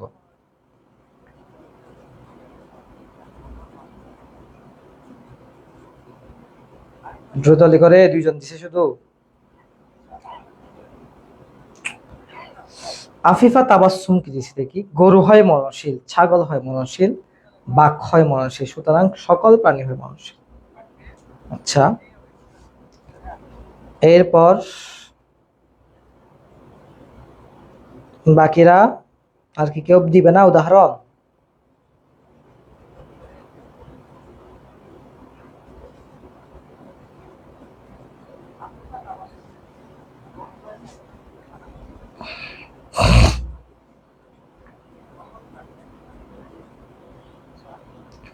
রুমানা দিছে কর্ণফুলী নদীর পানি হয় লবণাক্ত, পদ্মা নদীর পানি হয় লবণাক্ত, সুতরাং সকল নদীর পানি হয় লবণাক্ত।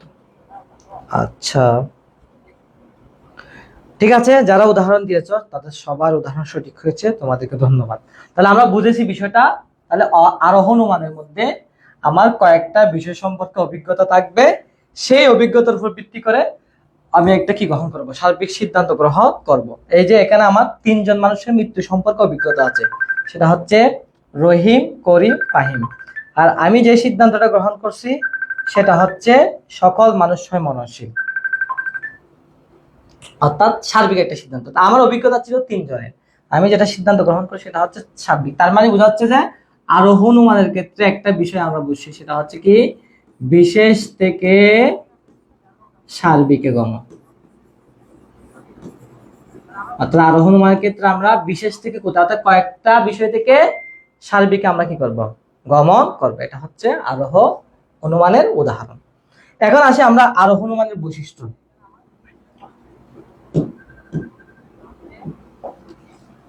তাহলে দেখো, প্রথমে আরোহণ অনুমানের সিদ্ধান্তটি আশ্রয়বাক্যের তুলনায় বেশি ব্যাপক, প্রথম নম্বর বৈশিষ্ট্য।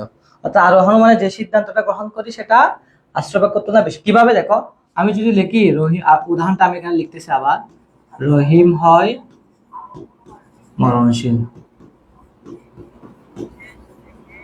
এবার লিখলাম করিম হয় মরণশীল,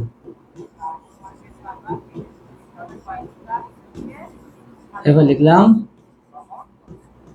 ফাহিম হয় মরণশীল।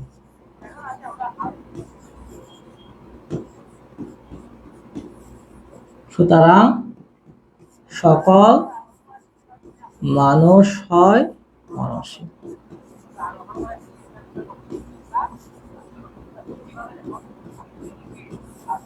তাহলে এখানে বলতেছে আরোহণ অনুমানের সিদ্ধান্তটা আশ্রয়বাক্যের তুলনায় বেশি, মানে এখানে সিদ্ধান্তের পরিমাণ বেশি হবে, আশ্রয়বাক্যের পরিমাণ কম হবে। এটা একটা আরোহণ উদাহরণ।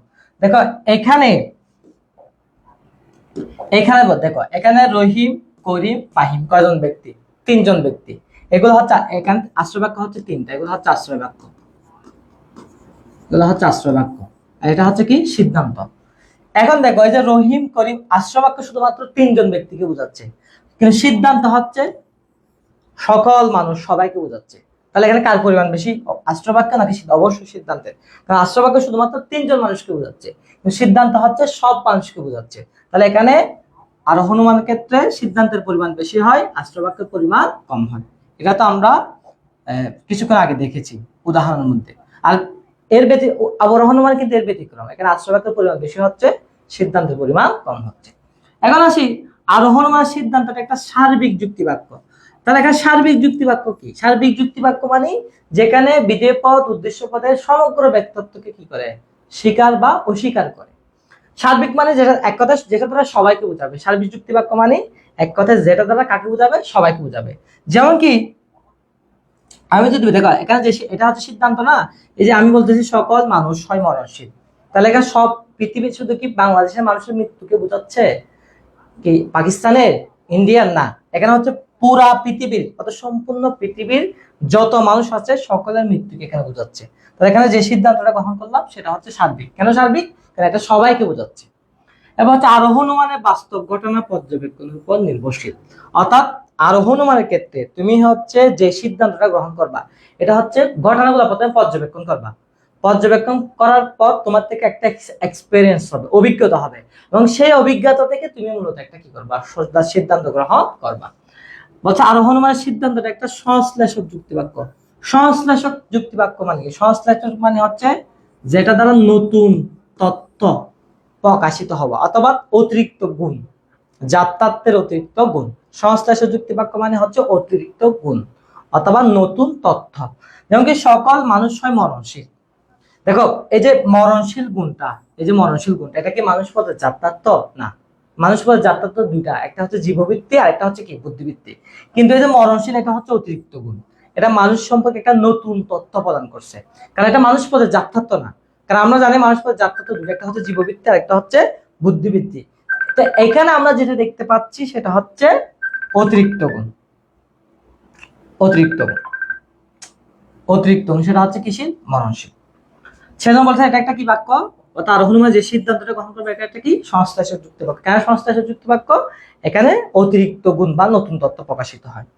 এবার আরোহণ অনুমান সিদ্ধান্তটি আশ্রবাক্য থেকে অনিবার্যভাবে নিঃসৃত হয় না। দেখো অবরোহণ অনুমানের সিদ্ধান্তটা আসে কোত্থেকে? আশ্রবাক্য থেকে। কিন্তু এখানে যে সিদ্ধান্তটা আমরা গ্রহণ করবো সেটা আশ্রবাক্য থেকে আসবে না। যেমন এখানে উদাহরণ দিচ্ছে রহিম হয় মরণশীল, করিম হয় মরণশীল, ফাহিম হয় মরণশীল, সুতরাং সকল মানুষ হয় মরণশীল। তাহলে এখানে যদি আশ্রবাক্য থেকে যদি সিদ্ধান্তটা আসতো, তাহলে আশ্রবাক্য তো শুধুমাত্র 3জনকে বোঝাচ্ছে, কি সিদ্ধান্ত কাকে বোঝাচ্ছে? সবাইকে বোঝাচ্ছে। মানে এখানে যে সিদ্ধান্তটা যে আশ্রবাক্য থেকে আসে, এখানে সিদ্ধান্তটা কোত্থেকে আসে? এই যে তুমি যে ঘটনা পর্যবেক্ষণ করছো, পর্যবেক্ষণ করার পর তোমার যে অভিজ্ঞতা সঞ্চয় হয়েছে, যে সঞ্চিত অভিজ্ঞতা থেকে মূলত এখানে সিদ্ধান্তটা আসে। সেজন্য এখানে আশ্রবাক্য থেকে মূলত সিদ্ধান্তটা আসে না, এখানে সিদ্ধান্তটা কোত্থেকে আসে? তোমার অভিজ্ঞতা থেকে। এবার আরোহণ অনুমান আশ্রবাক্য সত্য হওয়া সত্ত্বেও সিদ্ধান্ত কি হতে পারে? মিথ্যা হতে পারে। দেখো রহিম, করিম, ফাহিম হয় মরণশীল, 3জন মানুষের মনে করেন মৃত্যু বড় সত্য, তুমি দেখেছো। কিন্তু তুমি যে বলতেছো সকল মানুষ হয় মরণশীল, কিন্তু তুমি কি পুরা পৃথিবীর সব মানুষের মৃত্যুবরণ দেখেছো? হ্যাঁ, তুমি শুধুমাত্র দেখেছো কয়জন মানুষের মৃত্যুবরণ? 3জন। তুমি এখানে যে সিদ্ধান্তটা দিছো সেটা হচ্ছে সকল মানুষের মরণশীল, পুরা পৃথিবীর মানুষকে বোঝাচ্ছে। তাহলে এটা তো মিথ্যাও হতে পারে, কারণ তোমার থেকে পুরা পৃথিবীর মানুষের মৃত্যুবরণ দেখা সম্ভব না। যেহেতু তুমি অভিজ্ঞতা থেকে এখানে সিদ্ধান্তটা দিয়েছো, যে বিষয়গুলো আমরা অভিজ্ঞতা থেকে প্রদান করি সেগুলো সবসময় সঠিক নাও হতে পারে। তার মানে এটা কি মিথ্যা হবে না? মিথ্যাও হতে পারে, আবার সত্য হতে পারে। অর্থাৎ এটা নির্ভর করতেছে তোমার অভিজ্ঞতা। অর্থাৎ এখানে যে বিষয়টা নির্ভর করতেছে সেটা অভিজ্ঞতা। অর্থাৎ বলতেছে আশ্রবাক্য সত্য অসত্যেও সিদ্ধান্ত কি হতে পারে? মিথ্যা হতে পারে। অর্থাৎ 3জন মানুষের মৃত্যু এটা সত্য মনে করো, কিন্তু যে সকল মানুষের মরণশীল এটা মিথ্যাও হতে পারে। এবার আরোহণ অনুমানের ক্ষেত্রে বস্তুগত সত্যতা অর্জনের দিকে লক্ষ্য রাখা। বস্তুগত সত্যতা মানে কি? যদি আমাদের ধারণার সাথে বাস্তবতার সাথে কি থাকে, মিল থাকে, এটা হচ্ছে বস্তুগত সত্যতা। যেমন কি আমি যদি বলি হাতি বৃহদাকার প্রাণী। বৃহদাকার প্রাণী, হাতি একটা বৃহদাকার প্রাণী, অর্থাৎ হাতি অনেক বিশাল একটা প্রাণী, এটা আমার ধারণা। তাহলে এই ধারণার সাথে কি বাস্তবতার সাথে মিল আছে? অবশ্যই মিল আছে, কারণ আমরা জানি হাতি একটা বৃহৎ প্রাণী, তার দেহ অনেক বড়। তাহলে আমার ধারণার সাথে বাস্তবতার সাথে মিল আছে, সেটা এটা হচ্ছে বস্তুগত সত্যতা। যদি আমার ধারণার সাথে বাস্তবতার সাথে মিল থাকে তাহলে সেটাকে আমরা বলবো কি বস্তুগত সত্যতা। আর যদি মিল না থাকে তাহলে সেটাকে আমরা বলবো আকারগত সত্যতা। আর অনুমানের বেশি ক্ষেত্রে শুধুমাত্র বস্তুগত সত্যতা অর্জনের দিকে কি করা হয়, লক্ষ্য রাখা হয়। তাহলে একটু বুঝছো কিনা বলো? আমি তো পড়ে যাচ্ছি, পড়াচ্ছি, তোমরা যদি একটু না বুঝো আমাকে একটু বলিও। তো আজকের ক্লাসে আমাদের একদম লাস্ট স্লাইড আমরা শেষ করে দিব, অবরোহ ও আরোহণ অনুমানের মধ্যে পার্থক্য। এটা হচ্ছে যে 4 নম্বর কোয়েশ্চেন আসে আর কি। তোমাদের পরীক্ষায় দুটা দৃশ্যকল্প দিবে, একটা আরোহণ অনুমানের আর একটা অবরোহ অনুমানের। তো তোমাদেরকে একদম লাস্ট নাম্বারে ঘ নাম্বারে কি বলবো যে আরোহ এবং অবরোহ অনুমানের মধ্যে পার্থক্য লিখো। তো আমরা এখানে বেশ কয়েকটি পার্থক্য এনেছি, সব পার্থক্য আনতে পারে না, বেশ কয়েকটা আনছি। শুধুমাত্র একটু শুরু করি।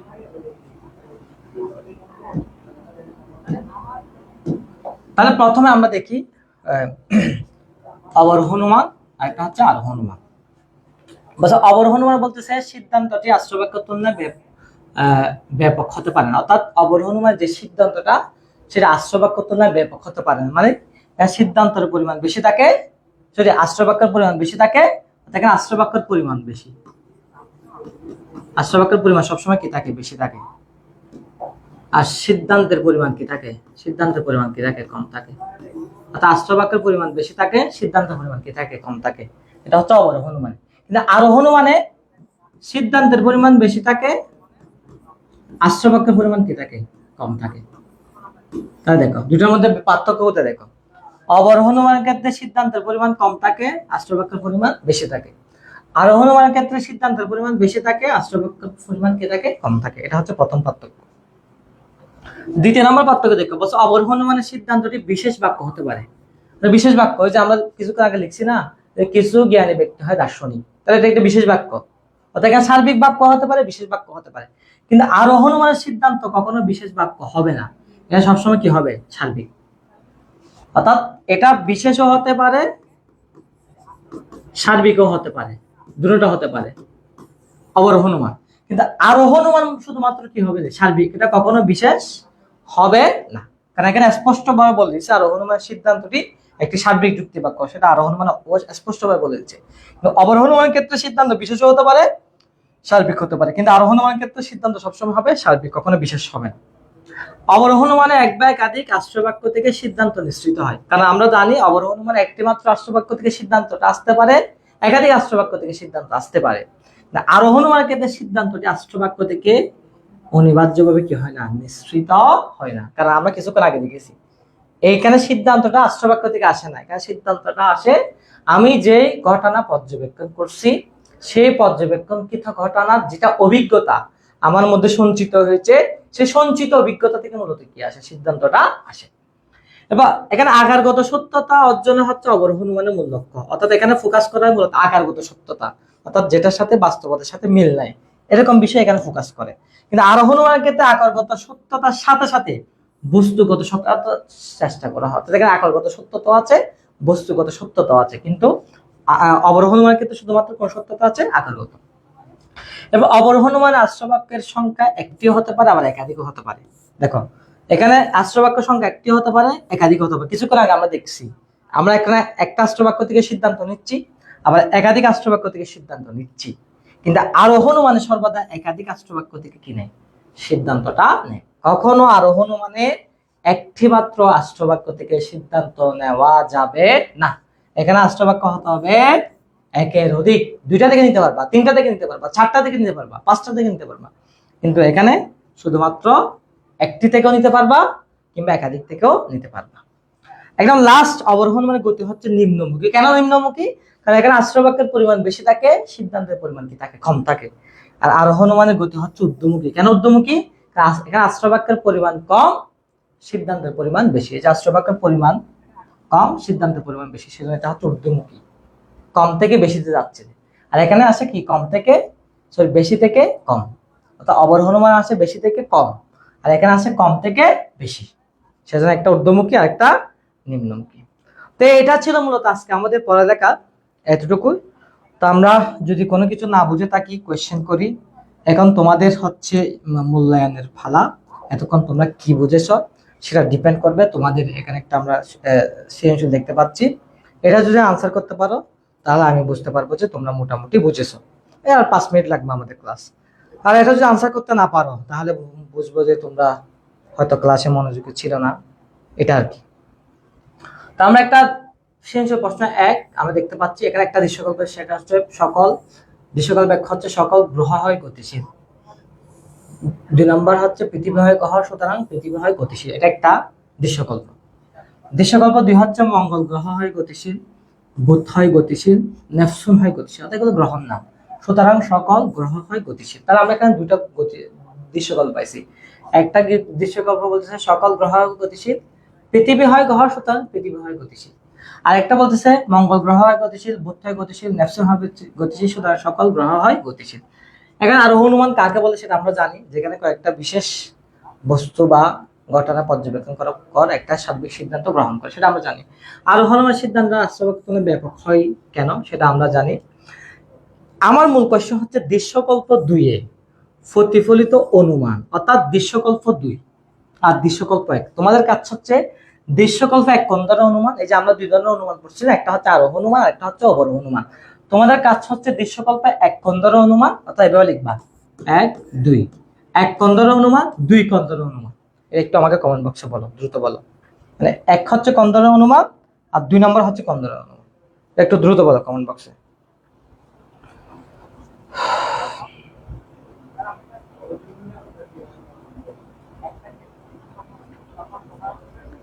সবাই একটু রেসপন্স করো দ্রুত, আমরা ক্লাসের প্রায় শেষ পর্যায়ে চলে আসছি।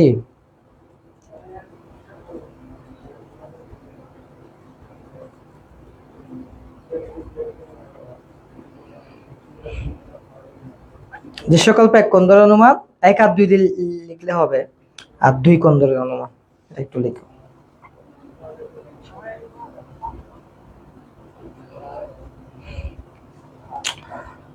আফিফা তাবাসসুম বলছে 1 হলো অবরোহ অনুমান, 2 হলো আরোহ অনুমান।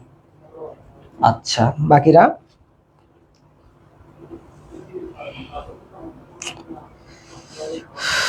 অনাশাদে বলতেছে 1 অবরোহ অনুমান, 2 হচ্ছে আরোহ অনুমান। আরিফার জন্য সাবিহা বলতেছে 1 অবরোহ অনুমান, 2 হচ্ছে আরোহ অনুমান। আরে সৃজনশীল না, দৃশ্যকল্প 1। আরিফার জন্য সাবিহা, এখানে সৃজনশীল হবে না তো, দৃশ্যকল্প 1 আর দৃশ্যকল্প 2। বাকিরা দ্রুত।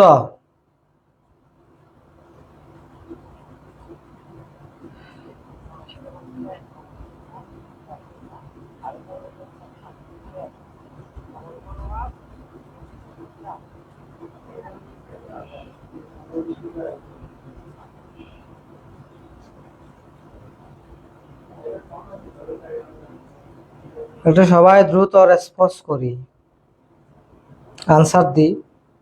শেষ পর্যায়ে এসে যদি আমরা সাথে করে হবে।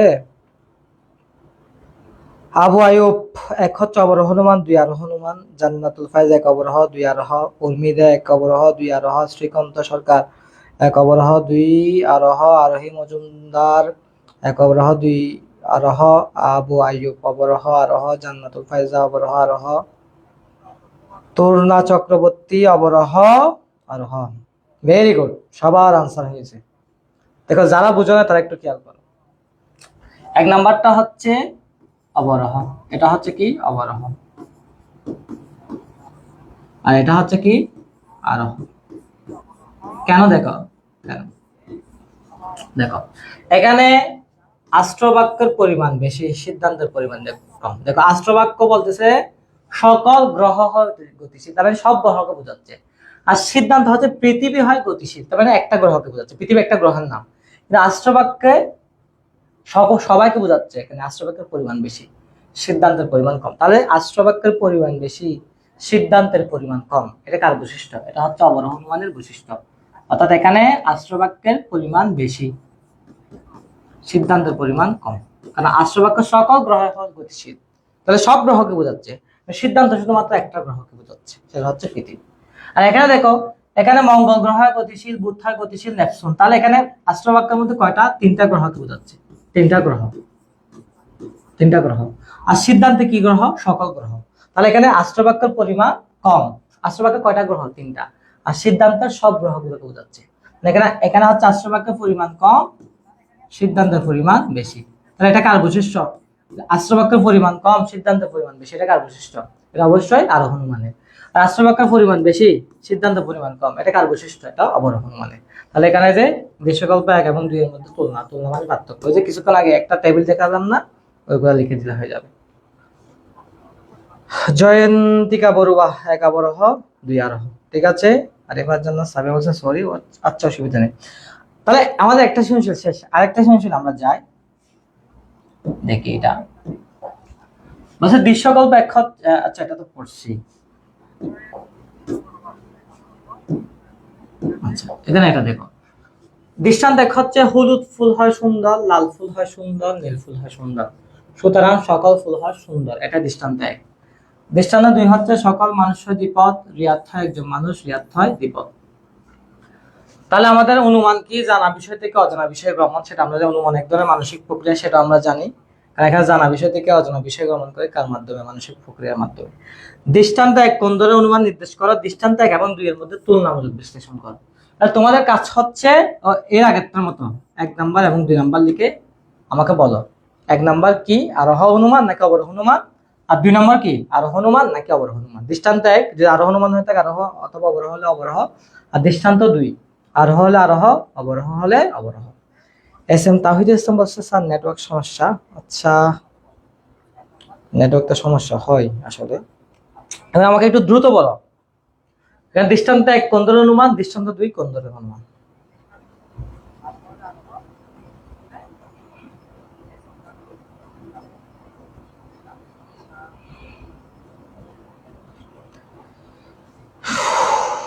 আমার সাথে বলছে আরোহ অনুমান 2 অবরোহ অনুমান। আফিফা তাবাসসুম আরোহ অনুমান অবরোহ অনুমান, আফিফা তাবাসসুম আরোহ অনুমান অবরোহ অনুমান। জান্নাতুল ফাইজা আরোহ অনুমান অবরোহ অনুমান। আচ্ছা বাকিরা একটু বলো দ্রুত। উর্মিদে 1 আরোহ 2 অবরোহ। আর হে মজুমদার প্রিয়ন্তি 1 আরোহ 2 অবরোহ। আচ্ছা এরপর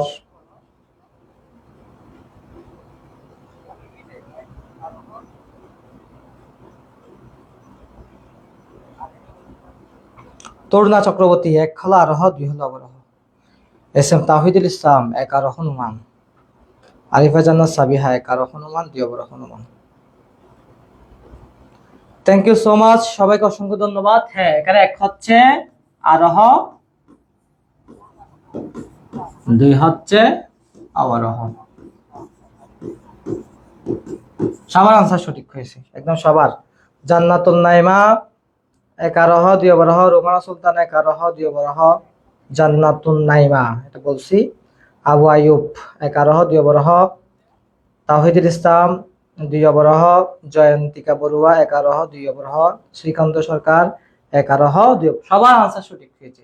দেখো যারা বোঝে না তারা খেয়াল করো, 1 নাম্বার হচ্ছে আরোহ অনুমান, 2 নাম্বার হচ্ছে কি অবরোহ অনুমান। কেন? দেখো হলুদ ফুল হয় সুন্দর, লাল ফুল হয় সুন্দর, নীল ফুল। তাহলে এখানে কয়টা ফুল? এগুলো একটু মুছে নিই।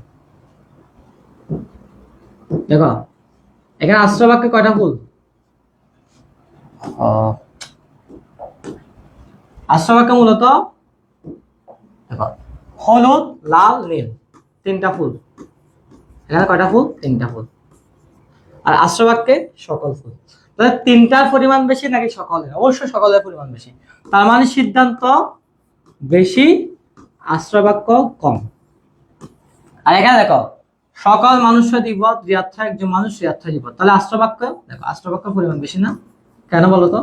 কারণ এখানে কি আছে? সকল মানুষ আছে। আর সিদ্ধান্ত শুধু রিয়াত কয়জন? একজন, তাই এটার পরিমাণ কম, একজনকে বোঝাচ্ছে। তাহলে যদি আশ্রয় বাক্যের পরিমাণ কম, সিদ্ধান্তের পরিমাণ বেশি, তাহলে এটা কি? অবশ্যই কি আরোহ। আর আশ্রয় বাক্যের পরিমাণ বেশি, সিদ্ধান্তের পরিমাণ কি? সেটা অবশ্যই কি অবরোহ। তাহলে আমাদেরকে যে বলছে দৃষ্টান্ত 1 এবং 2 এর মধ্যে তুলনামূলক বিশ্লেষণ। তুলনামূলক বিশ্লেষণ মানে পার্থক্য, আরোহ অনুমানের সাথে অবরোহ অনুমানের পার্থক্য। সবাইকে অসংখ্য ধন্যবাদ তোমরা যারা এতক্ষণ আমাদের ক্লাস করেছিলা। আশা করি কারো কোনো যদি কোয়েশ্চেন থাকে একটু বলো আমাকে, কোনো টপিক যদি না বুঝে থাকো আমাকে একটু বলো। আর বুঝে থাকলে একটু বলো, স্যার বুঝেছি, একটু বলো। কিন্তু আমার শেয়ারের পরিমাণ খুবই কম, আমি খুবই হতাশ আমাদের শেয়ারের পরিমাণ দেখে। অনেকে এখনো শেয়ার করেন নাই আমার আজকের লাইভ ক্লাসটা। প্রায় এখানে 15 জন আছে একদম লাস্ট টাইমে। তাহলে 15 জন যদি শেয়ার করে 15টা হবে, দেখানো হয়েছে মাত্র 10টা। খুবই হতাশ আমি আপনাদের শেয়ারের পরিমাণ দেখে। একটু শেয়ার করো বেশি বেশি। আর কোনো কোয়েশ্চেন থাকলে দ্রুত বলো, সময় হচ্ছে 1 মিনিট। আর বুঝে থাকলে বলো স্যার বুঝেছি, আর না বুঝে থাকলে কোয়েশ্চেন করো দ্রুত, সময় হচ্ছে 1 মিনিট। জান্নাতুন নাইমা, বুঝছি স্যার। ওকে, এরপর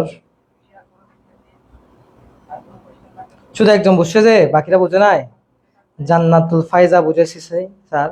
উর্মিদে বুঝছি স্যার। রোমানা সালতানা বুঝছি স্যার। অনার্সাদে বলতেছে বুঝছি স্যার। ওকে,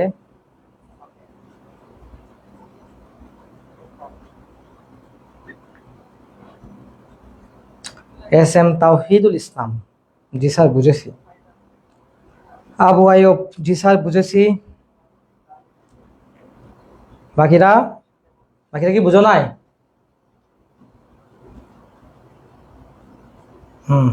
জয়ন্তিকা বড়ুয়া বুঝছি স্যার। আর আর তো মনে হয় কেউ বুঝে নাই। দ্রুত কমেন্ট বক্সে বলো, না বুঝে থাকলে কোনো কোয়েশ্চেন থাকলে বুঝো। তরুণা চক্রবর্তী বুঝছি স্যার। শ্রীকান্ত সরকার স্যার বুঝছি। Okay fine. আরিফা জান্নাত সাবিহা বুঝছি। আচ্ছা ঠিক আছে, আমার মনে হচ্ছে কারো কোনো কোয়েশ্চেন নাই। তাহলে আজকের ক্লাস এতটুকু। সবাই বাসায় বেশি বেশি করে প্র্যাকটিস করবা। অর্থাৎ এখান থেকে প্রতি বছর একটা কোয়েশ্চেন আসে। তোমাকে পরীক্ষায় একটা আরোহণ মানের দৃষ্টান্ত দিবে, উদাহরণ দিবে, আর একটা অবরোহণ মানের উদাহরণ দিবে। এখন তোমাকে আইডেন্টিফাই করতে হবে কোনটা আরোহণ মান, কোনটা অবরোহণ মান। এটা পরীক্ষায় এই ধরনের কোয়েশ্চেন গুলো আসবে। এখন তোমাদের কাজ হচ্ছে বাসায় পড়া একটু। এই আজকের স্লাইড গুলো আমরা গ্রুপে দিয়ে দিব। এইগুলা তোমাদের তো শিটও দিচ্ছি ক্লাসে। না, তোমরা একটু বাসায় পড়বা। যেহেতু যারা এইচএসসি 2026 সালে যারা পরীক্ষার্থী আছো, তোমাদের পরীক্ষা অতি সন্নিকটে, জুন থেকে। আর এইচএসসি 2027 সালে যারা আছো, তোমাদের ফার্স্ট ইয়ারের ফাইনাল পরীক্ষাও কিন্তু অতি সন্নিকটে। দুইটা বেচের কিন্তু এই অধ্যায়টা আসে, এবং এখান থেকে প্রতি বছর একটা কোয়েশ্চেনও আসে। তাই তোমাদের প্রতি অনুরোধ থাকবে, তোমরা আজকে যেগুলো পড়ছি এগুলো পড়বা সকালে, তাহলে তোমাদের মনে থাকবে, না হয় ভুলে যাবা। বাসায় বেশি বেশি পড়ালেখা করবা। আর যদি না বুঝে থাকো তাহলে আমাদের লাইভ ক্লাস তো আমাদের গ্রুপের মধ্যে আছে, তা দেখতে পাবা। তো সবাইকে অসংখ্য ধন্যবাদ যারা এতক্ষণ ক্লাস করেছো। সবাইকে শুভরাত্রি। আজকের ক্লাস আমরা এখানে শেষ করি। আল্লাহ হাফেজ।